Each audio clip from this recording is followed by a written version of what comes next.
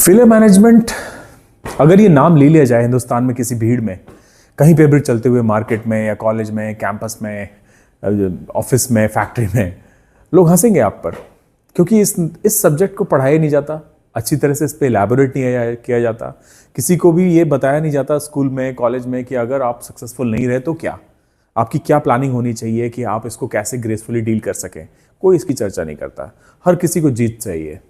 जीतना कोई बुरी बात नहीं है, जीतने की आदत होना अच्छी बात है, आप जीतते हैं। परंतु कैसा होगा कि आपका दोस्त तो जीत जाए पर आप सभी ना जीतें, आपके बाकी लोग ना जीतें, या फिर आप जीत गए और आपके दोस्तों को सक्सेस नहीं मिली, तो फिर कैसे रिएक्ट करना है, ये तो आपने कभी देखा ही नहीं। तो फेलियर मैनेजमेंट जानना क्यों जरूरी है? सबसे इंपॉर्टेंट वजह यह है कि फेलियर मैनेजमेंट अगर आपको आता है तो आप कभी भी मिस्टेक्स को शायद अवॉइड नहीं करेंगे। आप मिस्टेक्स को दिल से लगाएंगे, आप मिस्टेक्स में भी अच्छाई ढूंढने की कोशिश करेंगे। इसके अलावा कोई भी तरह का, किसी भी तरह का ब्लेम गेम नहीं होगा। अगर आपको मिस्टेक्स को एम्ब्रेस करना आ जाए, आप किसी ऐसे ग्रुप में हैं जहाँ पे मिस्टेक्स को गलत नज़र से नहीं देखा जाता, मिस्टेक्स पर भी आपको एनकरेज किया जाता है और नया नया ट्राई करने के लिए, तो आप एक दूसरे पर ब्लेम डालने की कोशिश नहीं करेंगे, आप अपनी मिस्टेक को शायद ओन करेंगे। इसके अलावा आप मिस्टेक करने के बाद कभी कभी आपने देखा होगा आप हाइड कर जाते हैं, आपको लगता है कि अब ये किसी को पता ना चले। ये बहुत ही गलत आदत है जो शायद बचपन से ही हमारे अंदर इनग्रेन्ड है। हमें समझ में आता है कि अगर मिस्टेक्स करी और किसी ने देख लिया, पकड़ लिया, तो फिर हमारे ऊपर क्या होगा, और हम इससे छुपने की कोशिश करते हैं, बचने की कोशिश करते हैं। ये बड़े लेवल तक भी होता है। आप कितने भी सीनियर हो जाएं, आप शायद बड़ी एक टीम भी हैंडल कर रहे हैं, तो आपके पास ये चीज़ कभी ख़त्म नहीं होगी। अब वहाँ भी ये कोशिश करेंगे कि किसी तरह से पूरे एंटायर डिपार्टमेंट को, बाकी लोगों को कभी पता ना चले कि आपने या फिर आपकी टीम ने क्या मिस्टेक की है। फेलियर मैनेजमेंट नहीं आने की वजह से ऐसा होता है, ग्रेसफुली लोग एक्सेप्ट ही नहीं कर पाते और छुपने का रास्ता ढूंढ लेते हैं। अगर फेलियर मैनेजमेंट आपको सिखा दिया जाए, बाय चांस अगर सिखा दिया जाए, तो उससे कुछ फायदा हो सकता है। यस, उससे कुछ फायदा हो सकता है डेफिनेटली।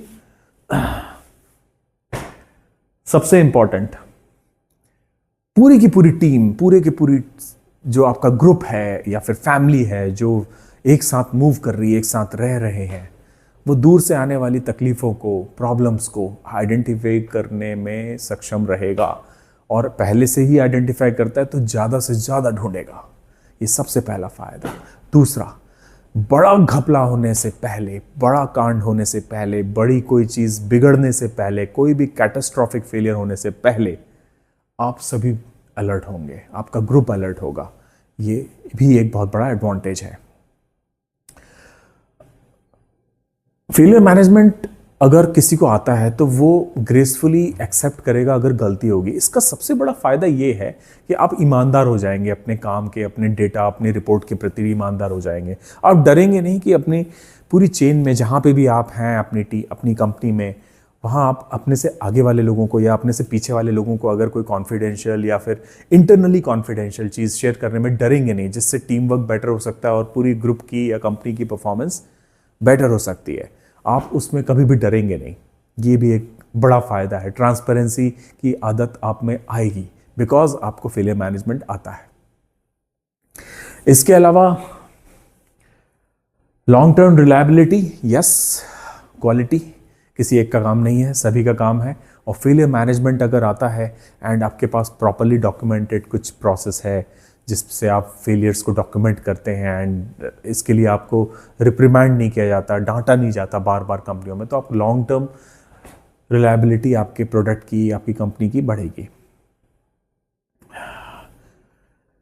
क्या है ये फेलियर मैनेजमेंट? है क्या ये?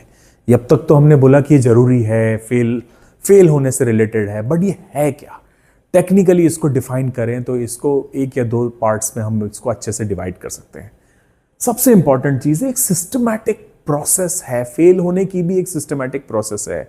बही खाता है, बेसिकली लिखने का मामला है। आपको आपके पेपर वर्क में या आपकी ऑफिशियल प्रोसेस में या अटेम्प्ट या आप अगर कॉलेज के कॉम्पिटिटिव एग्जाम्स में अपीयर हो रहे हैं, उस प्रोसेस में एक सिस्टमैटिक प्रोसेस है जिसमें अगर फेल भी हुए तो क्या, इसी को बोलते हैं प्रोसेस। आप बड़े बड़े फैक्ट्रीज में अगर काम कर रहे हैं तो किसी पेपर पे अगर डॉक्यूमेंटेड है कि ये फेल होने के बाद क्या हुआ तो हुआ, ये एक इंपॉर्टेंट पार्ट है। कोई भी सेटबैक होने के बाद, कोई चीज वर्कआउट नहीं हुई, सभी लोग अगर मिलकर फेल हो गए या आप एज ए इंडिविजुअल फेल हो गए, तो कुछ ना कुछ डेटा जनरेट होता है, कोई ना कोई इंफॉर्मेशन जनरेट होती है। उस इंफॉर्मेशन को कहीं ना कहीं डॉक्यूमेंट किया जाना चाहिए, और फेलियर मैनेजमेंट का ये इंपॉर्टेंट पार्ट है। फेलियर मैनेजमेंट अगर है तो ये एक इम्पॉर्टेंट पॉइंट है। आप डेटा को एक इस तरह से रखेंगे कि इससे आगे कुछ सीखा जा सके, और जो हुआ उसको साइड में पार्क करके उसके ऊपर फ्यूचर बिल्ड किया जा सके। होगा कैसे, सीखते हैं। पहला, गलतियों को आपको आइडेंटिफाई करने की आदत होनी चाहिए, उनको प्रॉपरली कहीं ना कहीं लिखने की आदत होनी चाहिए। रिस्पॉन्डिंग टू मिस्टेक्स, यस, ये आपको पता होना चाहिए कि जब गलती हो जाए तो एक बेसिक प्रोटोकॉल सेटअप होना चाहिए लोगों के बीच में, टीम के बीच में, कि आप उस तकलीफ को, उस प्रॉब्लम को झेलने के लिए आप उस पर रिएक्ट कैसे करेंगे, आप उस पर आगे कैसे बढ़ेंगे। रिस्पॉन्स देने की क्षमता, ट्रेनिंग और कैपेबिलिटीज, ये सब बिल्ट होनी चाहिए पूरी टीम में। लर्निंग फ्रॉम मिस्टेक्स, जैसा कि आप इस एग्जांपल में देख रहे हैं, आपके ग्रुप में, जिस भी ग्रुप में आप हैं, उसको ये पता होना चाहिए कि पिछली गलतियों से सीख कर आगे कैसे बढ़ा जाता है। अगर आप गलतियां करे जा रहे हैं और इम्प्रूव नहीं हो रहे, तो ये गलत बात है। लेकिन अगर आप गलती कर रहे हैं और हर बार वो गलती थोड़ी सी कम होती जा रही है, चलेगा। इसी को बोलते हैं लर्निंग फ्रॉम मिस्टेक्स। आप लर्न करके पिछले से थोड़ा थोड़ा बेटर होते जाइए, 1% बेटर होते जाइए। एक कछुआ जो 1% इंप्रूव होता है डेली, वो हमेशा एक खरगोश को हराएगा। फ्यूचर, क्या बिल्ड कर सकते हैं आप अपने फ्यूचर में अगर आप फेलियर मैनेजमेंट है? परफॉर्मेंस, जैसा कि आप देख रहे हैं, अगर आपका फेलियर मैनेजमेंट तगड़ा है तो आपको पता रहेगा कि क्या क्या चीज़ें करेक्ट करनी है, कहाँ कोर्स करेक्ट करना है, कहाँ आपकी कंपनी को, आपके विजन को कहाँ कहाँ अलाइन करके आपको एक जगह लेके जाना है। वो फ्यूचर आपके ग्रुप का, आपकी कंपनी का हमेशा सिक्योर्ड रहेगा।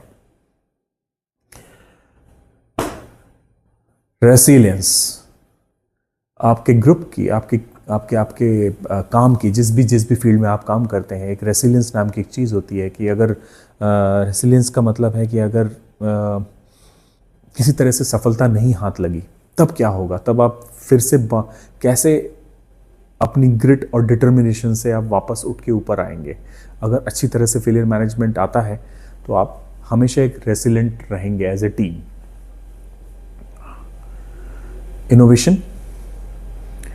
इनोवेशन मर जाता है अगर फेलियर मैनेजमेंट नहीं है। परफेक्ट डेथ किसी भी ग्रुप में अगर आपको देनी है इनोवेशन को, तो आप फेलियर मैनेजमेंट को out of the window throw कर दीजिए। हर बार फेल होने पर गालियां दीजिए, हर बार कोसिए, innovation will be out of the window. लेकिन अगर फेलियर मैनेजमेंट आपकी कंपनी में, आपके ग्रुप में है, दिस इज इट, आप हमेशा इनोवेटिव रहेंगे। अब जानते हैं कि वो 3 पिलर क्या हैं जिन पर फेलियर मैनेजमेंट टिका हुआ है। 3 स्तंभ जिन पर फेलियर मैनेजमेंट पूरी तरह से निर्भर है। अभी तक आपने जाना कि ये होगा कैसे, अब देखते हैं कि इसकी बुनियाद क्या है। पहली बुनियाद, प्रिपरेशन।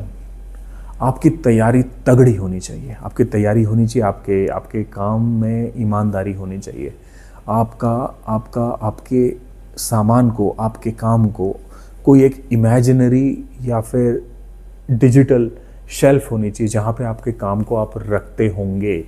जैसे कि 5S वगैरह और PDCA टाइप की प्रोसेसेस में आपने देखा होगा, आपके काम को रखने का तौर तरीका प्रॉपर होना चाहिए। इंग्रेडिएंट्स और रॉ मटेरियल तैयार होने चाहिए, प्रॉपर होने चाहिए।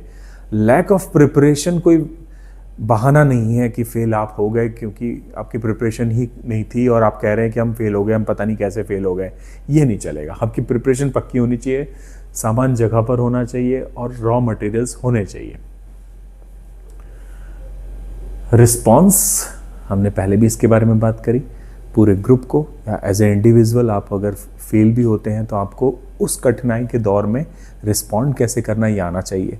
जैसे आने वाले कोई बड़े कॉम्पिटिटिव एग्ज़ाम में या अगले आने वाले स्टेप में आकर अगर फेल हो गए तो आप कैसे रिएक्ट करेंगे ये आना चाहिए। ये दूसरा बहुत ही इंपॉर्टेंट पिलर है।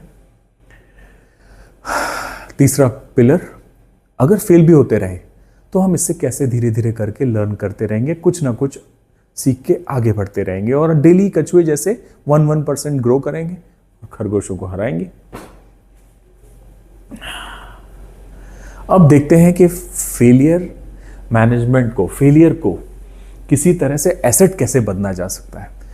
हाँ, यू हर्ड इट राइट, किसी विफलता को भी आप एक एसेट बना सकते हैं। कैसे, आइए जानते हैं। सबसे इंपॉर्टेंट, रेस्पेक्ट। किसकी रेस्पेक्ट?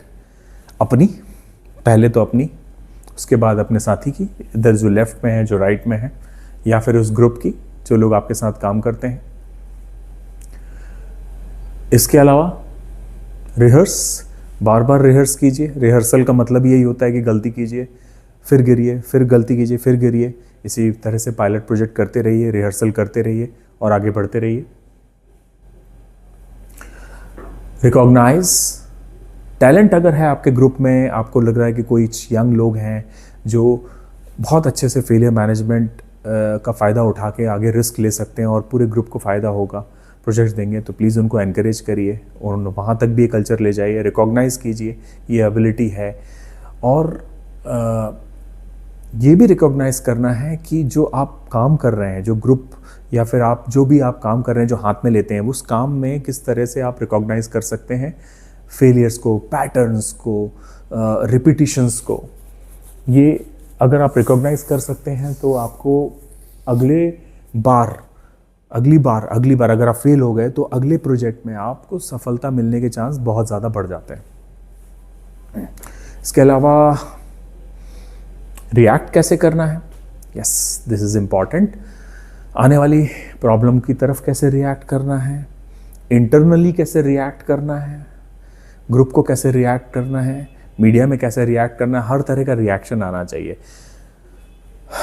फेलियर हमेशा प्लेजेंट नहीं होता, कई बार बहुत कड़वा होता है। आपको ग्रेसफुली अपना फेलियर एक्सेप्ट करके, अपनी टीम का, अपने ग्रुप का फेलियर एक्सेप्ट करके आगे बढ़ना होता है।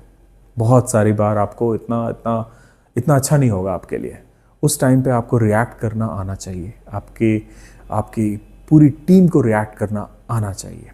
तो रिएक्शन हर तरफ है, मीडिया, कलीग्स, आउटसाइड, हर तरह के जो स्टेक होल्डर्स हैं जिनसे जुड़ के आपका ये बिज़नेस बना है, या आपका कॉलेज का ग्रुप बना है, या आपका एक पर्सनल प्रोजेक्ट बना है, घर का एक छोटा सा बिजनेस मॉडल बना है, तो हर 360 डिग्री में रिएक्ट करना आना चाहिए।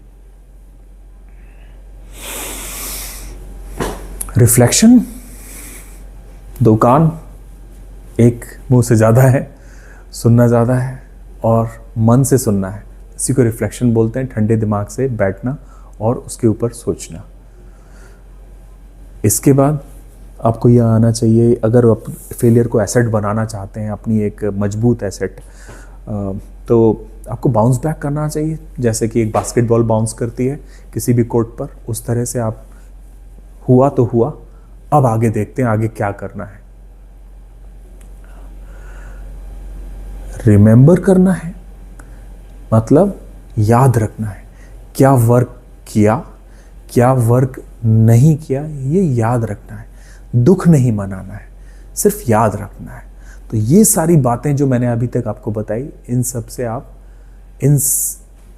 मैं एक बार आपको फिर से दिखाता हूं किन चीज़ों से आप अपने फेल होते होते भी आप उसको एसेट बना सकते हैं। Let me just show you once मोर।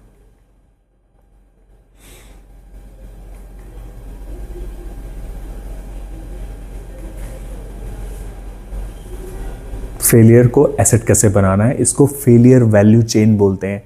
ये आपके लिए जानना बहुत ज़रूरी है।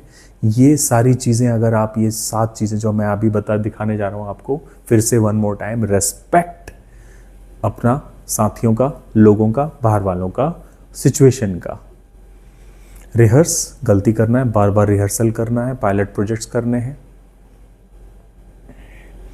रिकॉग्नाइज करना है आपको पैटर्न्स, अपने लोगों को रिकॉग्नाइज करना है, पैटर्न्स रिकॉग्नाइज करना है, ताकि अगली बार सफलता ज़्यादा मिलने की प्रोबेबिलिटी बन पाए। रिएक्ट कैसे करना है, फेल हुआ तो हुआ, अब उसके बाद आप कैसे बौखलाते तो नहीं है, as a group, team, outside, as a nation, हर किसी के लिए वैलिड है। रिफ्लेक्ट करना है ठंडे दिमाग से। बाउंस बैक कैसे करना है, मतलब जिस तरह से बास्केटबॉल एक कोर्ट पर बाउंस करती है, उसी तरह से आपको इस सिचुएशन से बाहर कैसे निकलना है, अगली तैयारी से कैसे करना है।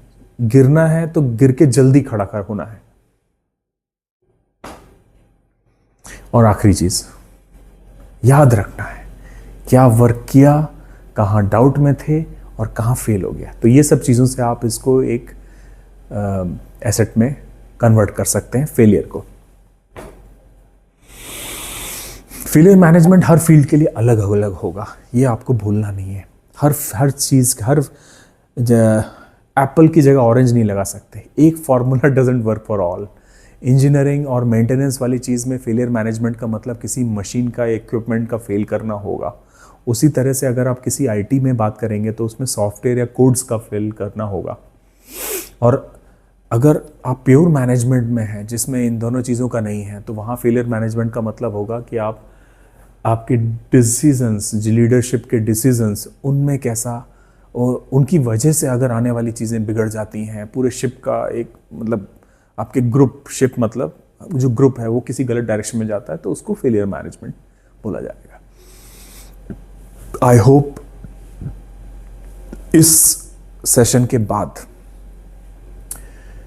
अगले फेलियर को आप कॉन्फिडेंटली, मुस्कुराते हुए, आंखों में आंखें डालकर फेस करेंगे। And that is what I expect from each one of you. And this is failure management का एक ब्रीफ क्रैश कोर्स।